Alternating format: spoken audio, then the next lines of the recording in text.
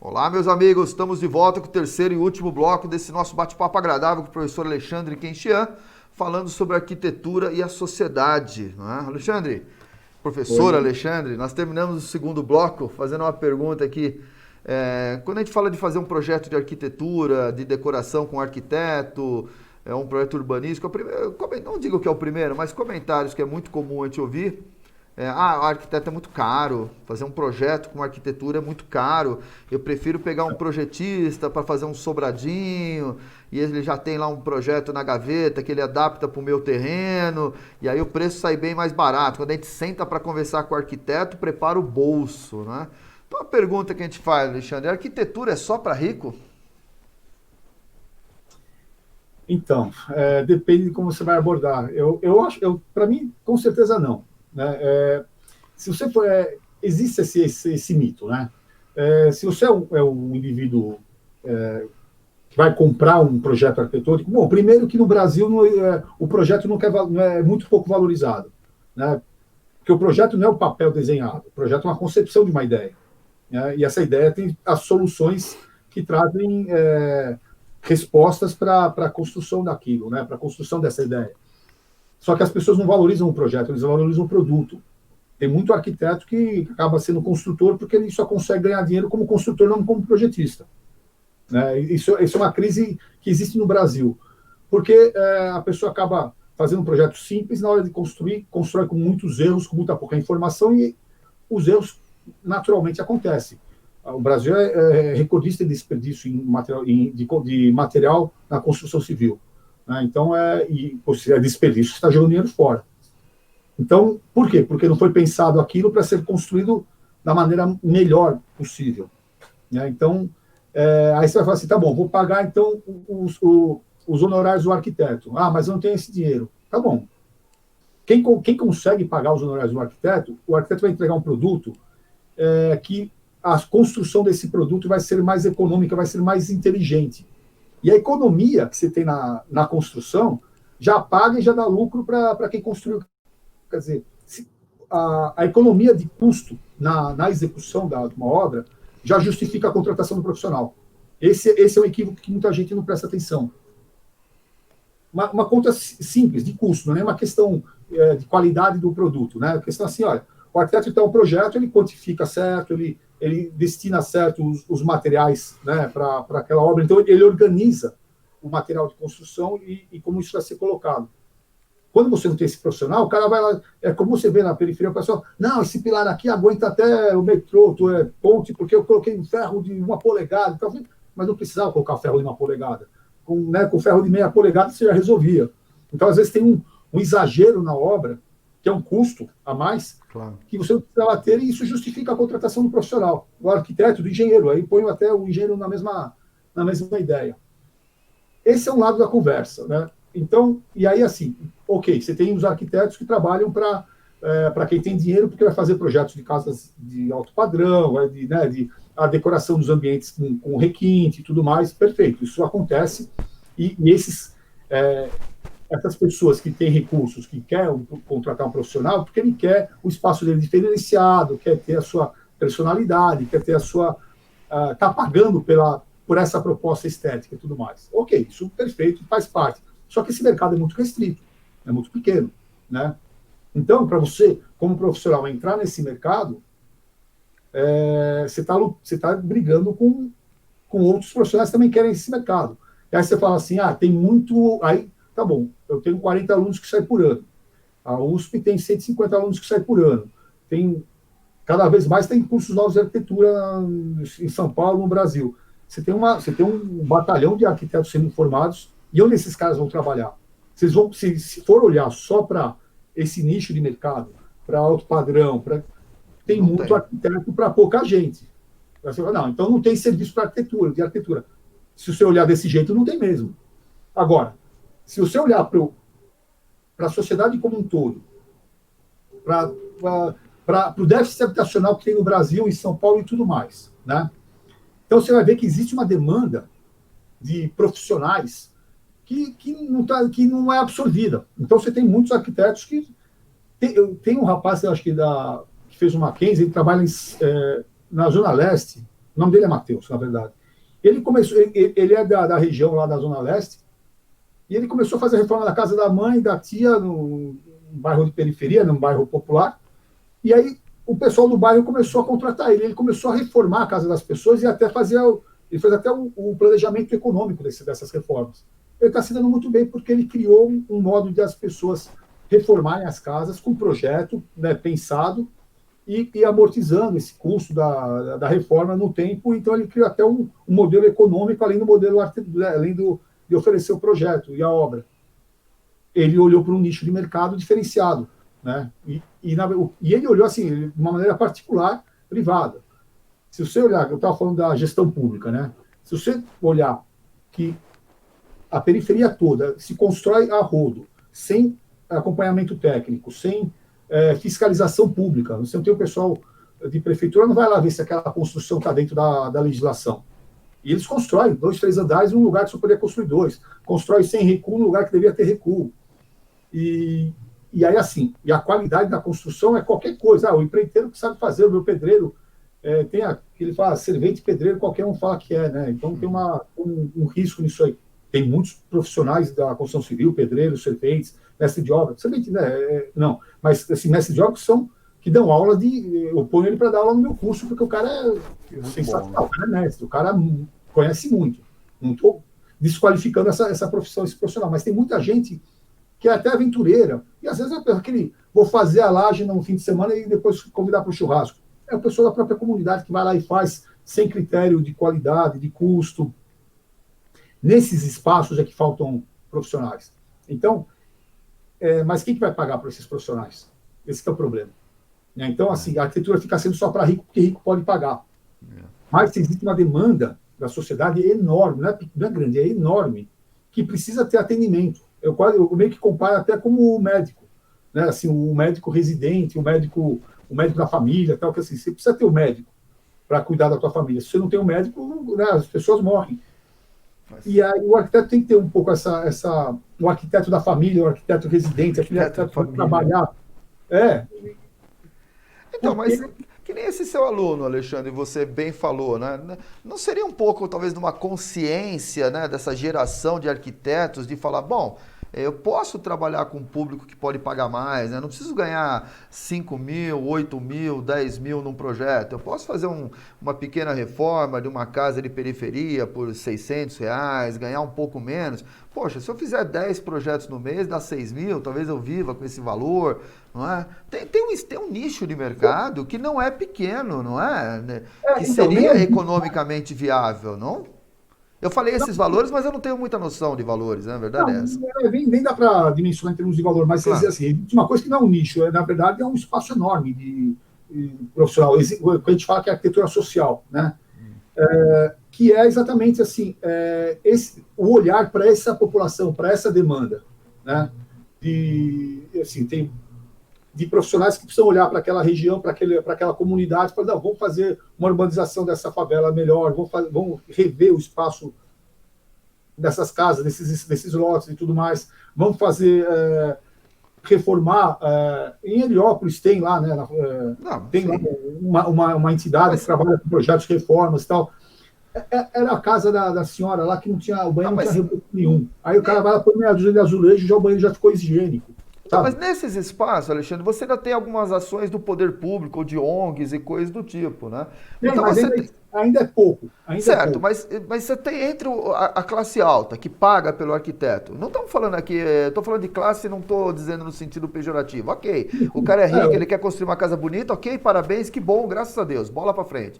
Então você tem a classe alta que paga pelo arquiteto, você tem a classe menos favorecida e realmente D, E, que não teria nem mal tem uma condição de construir uma casa, e aí você tem ONG, mas você tem uma turma aqui no meio do caminho, que é a famosa classe média, né, C, B, que tem condições de pagar, né? Eu não estou falando do favelado, o cara tem um terreno da mãe, ou recebeu uma casinha da avó, que ele precisa reformar, e ele vai gastar dinheiro pintando, ele vai gastar dinheiro trocando o telhado, ele poderia...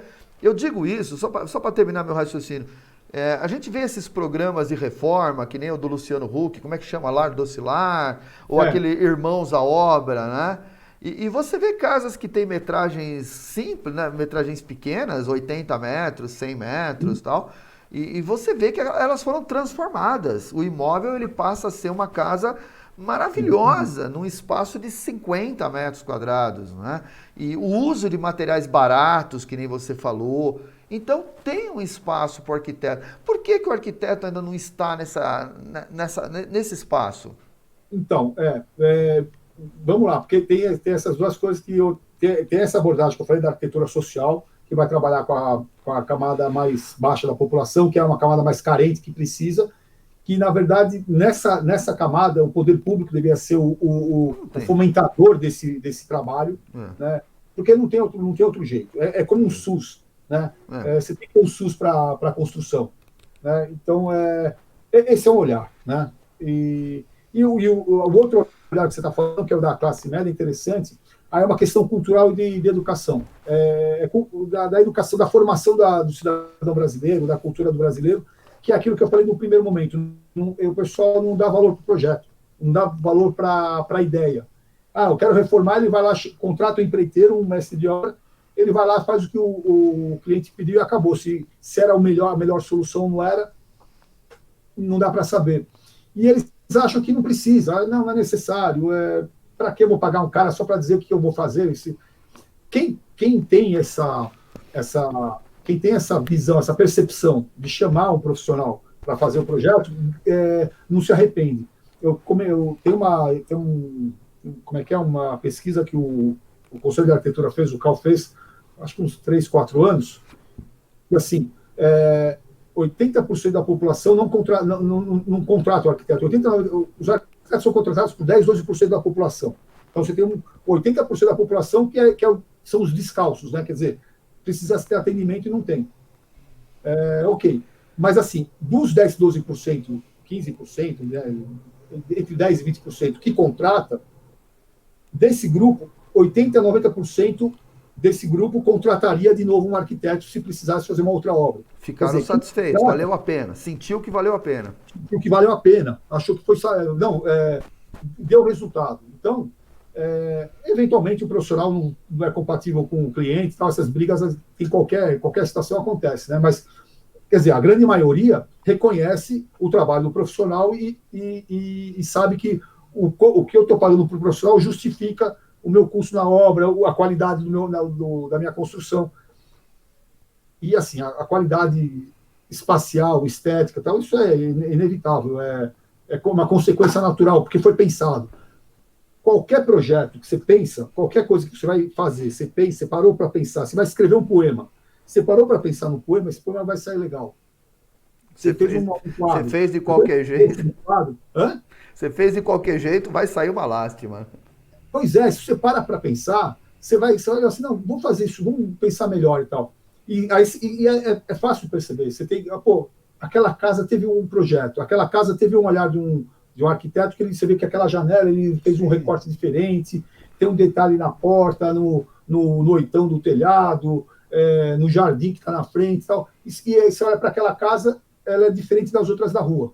Mas por quê? É o mesmo material, a mesma construção, o mesmo empreiteiro que fez, mas tem um risco que mudou aquela casa. Tem um projeto muito legal, que é uma casa simples, de periferia aqui em São Paulo, na Vila Matilde. Acho que eu já vi esse projeto. É do Tuma e Terra, do Terra e Tuma. Que é um quadrado comprido, não é isso? Eu já vi esse projeto. Blocos concreto aparente. Maravilhoso. É legal que a foto tem um TL verde, né? Um Volkswagen TL verde. Não lembro disso. Carro... Não, o carro é antigo, mas eu vi esse projeto. A casa ficou linda. É simples, absolutamente simples. Bloco? A dona da casa, acho que era empregada doméstica, alguma coisa assim. A gente humilde. Mas ficou absolutamente... Porque ficou bem dividido o espaço, sabe? A organização dos espaços, não precisa fechar tudo parede, não precisa ter... Então, deixou uma casa, essa casa, daquilo que a gente falou no começo, né? De ser mais generosa nos espaços. Espaços integrados, ventilação. Poxa, esse projeto foi premiado, inclusive, né? Quer dizer, foi reconhecido. É famoso. E é um projeto simples, o custo da obra relativamente é simples, não é nada mais caro do que o vizinho. Não. Entendeu? Então, assim, é difícil você convencer toda uma população, toda uma sociedade de que, olha, vamos parar para pensar nisso aí, vamos fazer um negócio mais elaborado, vamos entender o que você precisa, e aí, assim, em cima do que você precisa, pensar no espaço adequado. O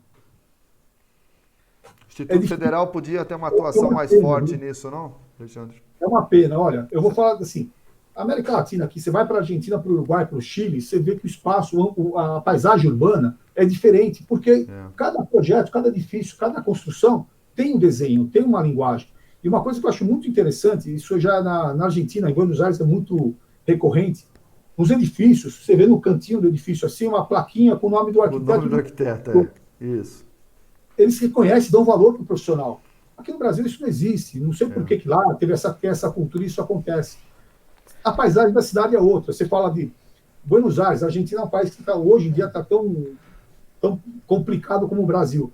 Mas Buenos Aires é uma cidade maravilhosa, uma delícia de cidade. Né? Você falou de Curitiba e tal, acho que tem uma... Buenos Aires é lindo, Conheço. Mas por quê? Porque você para todo lado, você vê que tem uma intenção, uma ideia naquele desenho, daquela fachada daquele prédio. Né? A largura da calçada, a largura da rua tem uma praça no final, né, num canto. Até o cemitério de lá, o pessoal é ponto turístico. Barcelona, né? Que os quarteirões tem uma praça interna, é Barcelona? Barcelona, os quarteirões, os prédios em volta e no médio tem um pátio interno central. Aquilo é excelente para a qualidade de vida, né? Para a integração das pessoas, né? Para o desenvolvimento do sócio, né? O conceito de sócio, o que compartilha na sociedade, da vida na sociedade, né? Hoje em dia agora tem esse conceito de co-housing, co-working, né? Esses espaços compartilhados. É isso aí, nada mais é do que uma vila que é uma co-housing, quer dizer, um lugar é uma vila. Antigamente chamavam-se as vilas, né? Cadê as vilas? Você consegue comprar uma casa numa vila, é uma fortuna, porque a casa é simples, mas só a localização, né? Um trecho de rua pequeno, sem saída, com 10 casas, é o ambiente, né? De certa forma, os condomínios fechados buscaram reproduzir isso, né, Alexandre? De maneira meio artificial, mas é isso. Né? Coloca um lago, uma praça, ruas e tal, você tem um microambiente ali, uma bolha, né, dentro de um... Então, porque ficou essa coisa artificial, que ficou a bolha fechada. A vila é legal, que é uma ruazinha estreita, pequena, 10 casas, mas você sai da vila, você está na rua... E ela é orgânica, né? A vila, ela tem a característica de ser orgânica do município, porque ela nasceu. A vila nasceu, né? Ela nasceu da cultura, ela nasceu do desenvolvimento das pessoas. Ela é orgânica, né? Acho que esse é um ponto, né? Por isso que ela está mais integrada. Ela apareceu naturalmente, das migrações italianas, migrações espanholas. O velho italiano lá que fez a casa para os filhos e para os netos. Isso, comprava o terreno e ia construindo, né? Árabes também faziam muito isso, né? Eu tenho amigos árabes que eles têm... Aqui no Paris, eu tenho um amigo árabe... não vejo há muitos anos, mas ele tem as filhas morando no quintal, várias casas. Aquilo virou uma vila, né? É uma vila, e é uma comunidade. Você tem... Então, você percebe que, assim, são vários aspectos que você fala assim, poxa, vamos pensar a coisa. Né? Você pode pensar na questão comunitária, então vamos fazer 4 casas juntos, vamos pensar na questão estética, você vai olhar para aquele lugar, aquele lugar é bom, que lugar diferente, que lugar bonito. E a construção ela é convencional, não é nada material caro, telha importada. Não, é um material convencional, de qualidade, mas convencional. Isso aí. Nós moramos... É uma cultural que a sociedade não enxerga o valor da ideia, o valor do projeto. O valor do trabalho intelectual, né? O trabalho intelectual, exatamente. E isso é uma pena para nós, né? Quer dizer, a gente meio que... E nós vivemos de trabalho intelectual, né? A academia vive de produzir pensadores, né? Somos professores. Como é que está a vida de professor nesse país? Não precisa... Não continua, né? É uma realidade. Você nem fala isso, que a gente acaba ficando desanimado. Aí, você acaba com o final de semana, você faz uma pergunta dessa. Isso é um idealista, né? Acho que tem esse perfil, né? Ele vai porque ele gosta disso. Sim. É vocação, né? É vocação. Eu também aprendi isso. Com o tempo comecei a dar aula, falei, nossa, isso aqui virei professor mais por vocação mesmo. Eu sou mais professor do que arquiteto hoje. Mas não deixo de ser nenhuma das duas coisas. Mas só para terminar os comentários sobre arquitetura e tal, nós somos um país tropical, né? 2 coisas que me incomodam.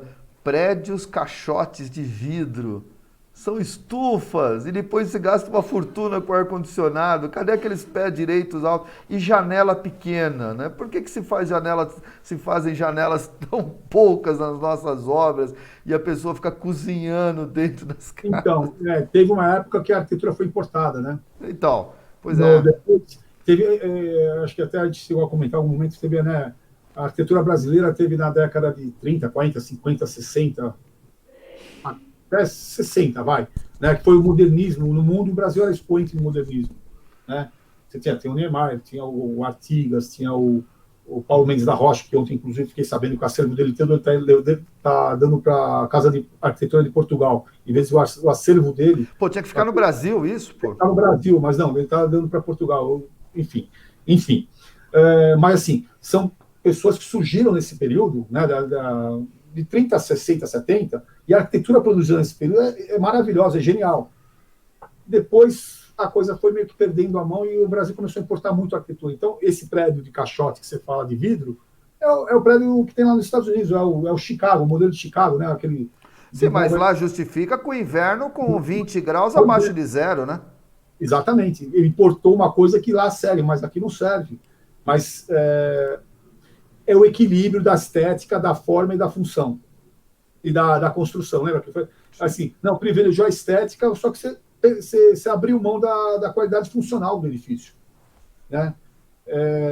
E aí você vai, não, então vou encher de ar-condicionado, vou gastar uma fortuna com energia, com não sei o quê, com equipamento, para ter um caixote de vidro que eu acho bonito. Mas, porra, não é funcional. Num país tropical, isso, em pleno centro de São Paulo, né, no centro novo, região da Faria Lima, quantos bilhões de BTU você vai ter que gastar para manter aquilo lá a 19 graus centígrados lá dentro? É um sol a pino de meio-dia, 1 hora da tarde, pegando ali a 30 graus no espelho, o ultravioleta malhando em cima.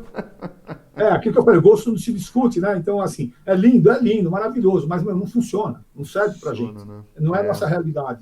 Eu dava aula na Universidade de São Marcos, que já fechou há muitos anos, e ela funcionava ali no Ipiranga, não sei se você conheceu, e aqueles prédios eram... na Nazaré, exatamente. Mas tinha um prédio atrás ali da Nazaré, ainda tem, que era ainda é das igrejas, e eram prédios como é que fala de freira? Convento. O pé direito era assim, eu não sei, 3 metros, 4 metros de altura, as janelas eram aquelas de 3 metros e as portas de 2,5 metros. Então, quando você entrava no chão de madeira, paredes largas, daqueles tijolos muito largos, podia estar um calor terrível lá fora. Quando você entrava na sala de aula, fresquinho, não tinha ar-condicionado, não tinha nada. Você notava que aquilo era o prédio que fazia aquilo. E é interessante que isso, por exemplo, isso é um pouco da arquitetura vernacular que a gente fala, né? Quer dizer, os índios constroem as ocas deles para aquele lugar, na Amazônia, onde quer que seja, aquele tipo de construção é ideal. Você pega no Brasil mesmo, a arquitetura pré-moderna do Brasil, onde se inclui esse prédio que você falou, você tinha uma arquitetura que era vernacular, e era adaptado ao lugar, né? Adaptado à região. Então, as construções, por questões técnicas, tinham paredes largas, mas era uma solução, inclusive, de conforto ambiental, porque aquela parede larga permite uma inércia térmica de fora para dentro, deixa o ambiente dentro fresco e tudo mais. É uma coisa que, assim, a cultura, né, a cultura dos tempos, assim, né, a tal da arquitetura vernacular, acabou propiciando. Só que depois se perdeu isso. Muito do que o modernismo trouxe de bom, da industrialização, da padronização, da racionalização, também trouxe de ruim pelos mesmos motivos, né? Quer dizer, a industrialização trouxe elementos positivos, mas também trouxe aquela coisa da pouca preocupação com o conforto ambiental, com a qualidade do espaço, padronizou o que podia e o que não podia. Mas hoje você acha, como é que está a arquitetura hoje no Brasil? Ela tá bem? É uma arquitetura de ponta? Hoje nós temos uma boa arquitetura?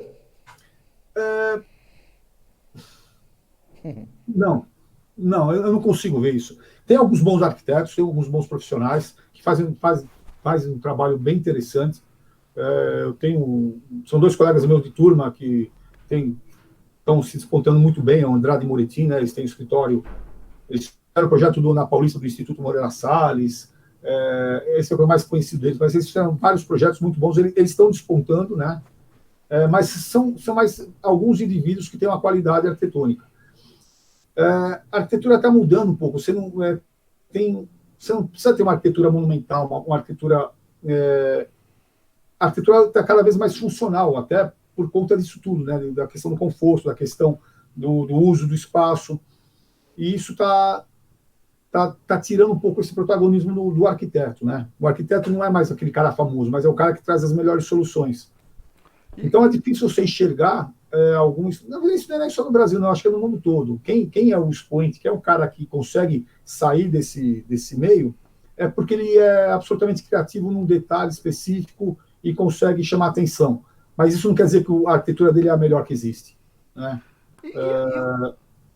Então, é difícil enxergar isso. Agora, a arquitetura como um todo tem esse espaço muito importante, que é o espaço da arquitetura social, que tem que ser ocupado, que é uma luta difícil, mas é necessária, né? E eu acho que esse espaço precisa ser bem ocupado.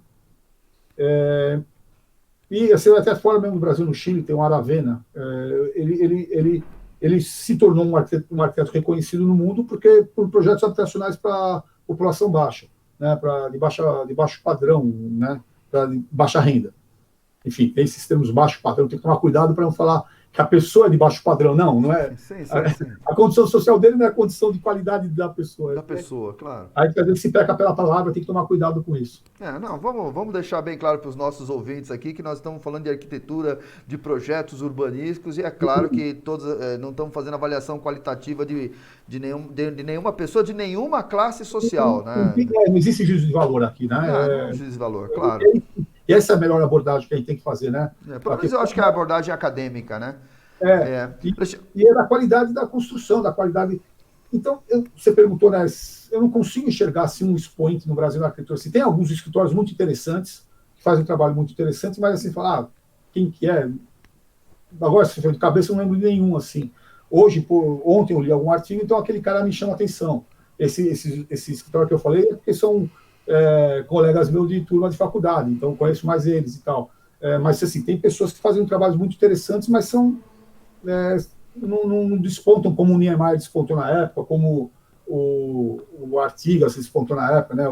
Então, é mais difícil você identificar sumidades na arquitetura no Brasil. E no mundo também. No mundo também não está tão assim. Uma última pergunta específica aí, Alexandre. Como é que você vê o espaço dos decoradores e dos paisagistas com a arquitetura? Eles têm o espaço deles próprio? Isso invade espaço? Isso tira serviço? Isso complementa serviço? Como é que você vê os decoradores de interiores e os paisagistas com relação aos arquitetos? É um pouco até parecido com aquele comentário que a gente estava fazendo em relação aos engenheiros, né? Eu acho que assim, tem espaço para todo mundo e cada um tem a sua habilitação e a sua atribuição no mercado de trabalho e na profissão. Então você vai falar assim, tem arquitetos que tem assim, na arquitetura tem gente que se dedica mais à arquitetura hospitalar, à arquitetura da construção, à arquitetura do desenho do objeto, do urbanista e tudo mais, e tem alguns que se dedicam à arquitetura de interiores, outros que se dedicam ao paisagismo. Então, assim como na medicina, tem o cardiologista, o oftalmologista, o ortopedista, tem várias especialidades. Então, você pode ter essas especialidades. O decorador, na verdade, ele não tem a formação acadêmica plena para trabalhar com arquitetura. O arquiteto, na sua habilitação, ele pode trabalhar com arquitetura de interiores. O risco do decorador é que ele tem essa limitação, que ele não pode assumir responsabilidade técnica de alguma obra. Ele tem essa limitação, é uma limitação técnica de atribuição profissional. Não é de competência daquele decorador se ele é bom ou não é. Né? Então, às vezes tem que tomar cuidado com isso, mas eu vejo mais na linha da complementaridade, daquela pessoa tem espaço para todo mundo. Então, eu faço o projeto da casa, eu contrato um engenheiro civil para fazer o cálculo estrutural, para fazer o projeto da estrutura, um outro engenheiro elétrico para fazer o projeto de instalação elétrica, e aí contrato uma decoradora, o decorador, né? O gênero também não é questão aqui. Eu contrato um decorador para fazer o projeto de interiores da casa, contrato um paisagista para fazer toda a parte do ajardinamento e tudo mais. Então, acho que assim... A minha casa vai ficar para depois, que o meu orçamento já acabou nisso daí, viu?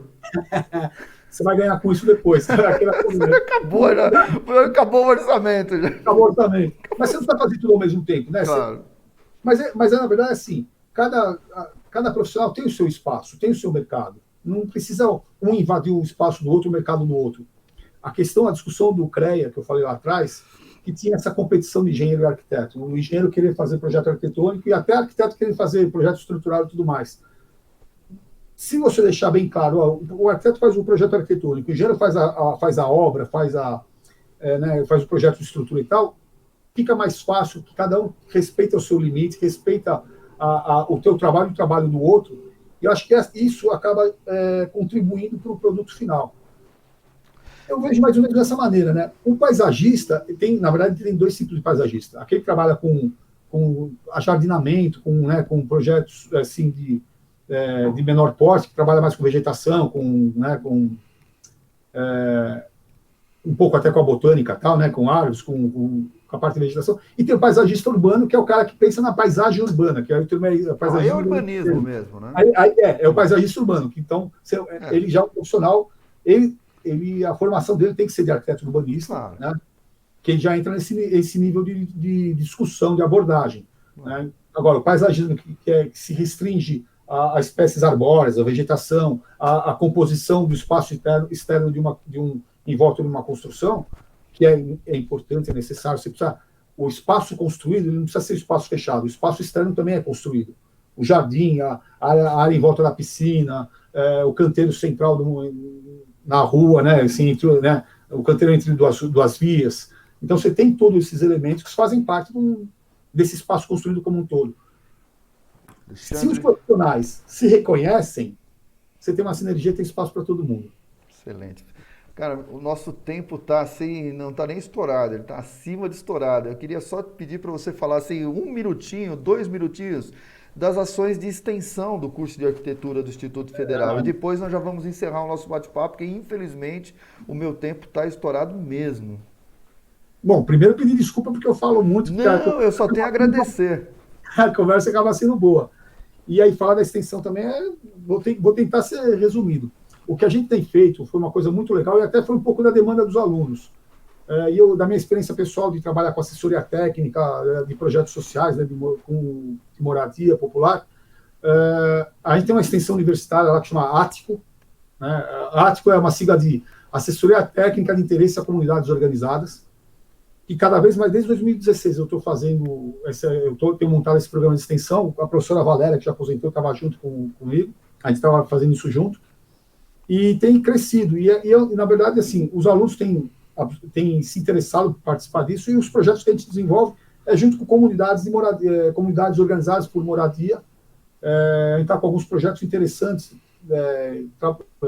com essas comunidades. Tem 2 áreas em Osasco que a gente está iniciando um projeto lá. Agora, no fim de semana, eu vou para Santos. A gente vai visitar uma comunidade pequena que tem lá um trabalho específico para fazer a sede de uma ONG que tem lá, que é bem popular. Em Mauá tem um outro projeto similar. Tem outros projetos, por exemplo, a Praça Cantuta, que é a praça na frente do Campo São Paulo. A gente fez um projeto de reforma para essa praça. E o projeto está pronto na mão da prefeitura para viabilizar. A gente está correndo também com o terceiro setor para viabilizar também esse projeto. O projeto ficou muito legal. Então, a própria vila, tem uma vila do lado da escola, a Vila Santo Antônio, que era uma antiga favela, uma favela até histórica lá, né? Já bem consolidada, mas que demanda algumas ações nossas. A gente tem trabalhado com eles também. É uma extensão que está cada ano tomando corpo e tomando forma. E aí não só o pessoal da arquitetura, mas o pessoal da engenharia participa, e do técnico também. Então, esse é um projeto que é outra das coisas que eu também me orgulho de eu fazer parte deles, né? E de fazer parte desse trabalho. Isso vai ter muito resultado positivo aí por aí, viu? O pessoal é muito bacana nesse sentido também. Que bom, que bom. Alexandre, infelizmente tenho que encerrar, porque estou com o time aqui, já estourei todo, sabe aquela gordurinha que a gente deixa no tempo, né? Já foi, nós já estamos lá na medula já. Queria realmente agradecer enormemente aí o espaço que você cedeu, o seu tempo, de ter a colaboração, a boa vontade de estar aqui com a gente compartilhando esse conhecimento. Deixar um espaço aqui para você mandar as suas últimas palavras aí, a sua mensagem para os nossos alunos, nossos ouvintes. Agradecer, Robson, agradecer você por abrir esse espaço, por essa oportunidade, né? Tomara que que esse teu trabalho, né, dessas entrevistas, isso renda muitos frutos, você consiga avançar bastante nisso. Então, agradeço mesmo por esse espaço. É bom porque a gente consegue expor nossas ideias, dizer o que a gente pensa do mundo, da vida, e a arquitetura é tudo isso, né? Quer dizer, a vida das pessoas, a vida onde elas moram. Então, é bom a gente poder expor essas ideias e colocar isso para as pessoas. E é isso, né? Na verdade, pensar isso, pensar como pode fazer o mundo melhor, né? Como a gente pode transformar o mundo. Acho que essa é a percepção que eu tenho, que a gente tem que trabalhar para transformar o mundo para melhor. Nós como os arquitetos, né, e também dentro da academia, temos essas ferramentas, então tem que usar essas ferramentas para fazer o mundo melhor. E é nisso que eu acredito. E agradeço, então, porque você abriu esse espaço para mim, para poder falar um pouco disso. Espaço O espaço vai estar sempre aberto. A gente pode marcar uns próximos bate-papos aí. Eu acho que tem alguns assuntos mais específicos, principalmente naquela questão que eu falei da confluência entre gestão pública e urbanismo e o arquiteto. Pode ser bem forte, viu? Eu acho que tem algum espaço para a gente marcar um outro aí mais para frente. Quem sabe? Para a gente trabalhar com esse tema aí, tá bem? Professor, Obrigado. eu que agradeço, queria deixar meu muito obrigado, os parabéns pelo trabalho, parabéns pelo curso de arquitetura e também ao pessoal lá da Engenharia Civil, né, a Engenharia Civil é base lá do Instituto Federal, né, um dos cursos históricos do Instituto Federal. E nós temos lá no nosso campus Pirituba o nosso curso de gestão pública, que também é novo. Está formando a primeira turma agora, nesse segundo semestre. A primeira turma está se formando, nossos primeiros alunos de gestão pública, que também é o segundo melhor curso de gestão pública público em São Paulo. E nós temos políticas públicas da USP, Zona Leste, parecido É com uma questão de tempo, né, para ser melhor, né? questão de tempo para ser melhor, tá bom? A você que nos assistiu, meu muito obrigado, espero que tenha aproveitado isso. Se inscreva no canal, deixe seu like, lembrando que esse canal não é monetizável, não é um canal comercial, é um canal de comunicação, não é um canal oficial do Instituto Federal, é meu particular, mas ele não tem o foco monetizável. Mas quando deixa o like e a inscrição, você ajuda a divulgar o conhecimento, tá bem? Estão todos convidados a conhecer mais sobre o Instituto Federal e passando essa pandemia, nos visitem. O Campus São Paulo, Campus Pirituba e os demais campos estão todos abertos. Professor Alexandre, obrigado novamente. Grande abraço para você que nos assistiu. Um abraço, fiquem bem, mantenham o distanciamento social, continue com todos os cuidados higiênicos. A pandemia não acabou. Se precisar sair, use máscara, use álcool em gel, se mantenham seguro e fiquem bem. Um abraço a todos, um abraço, professor. Um abraço, até.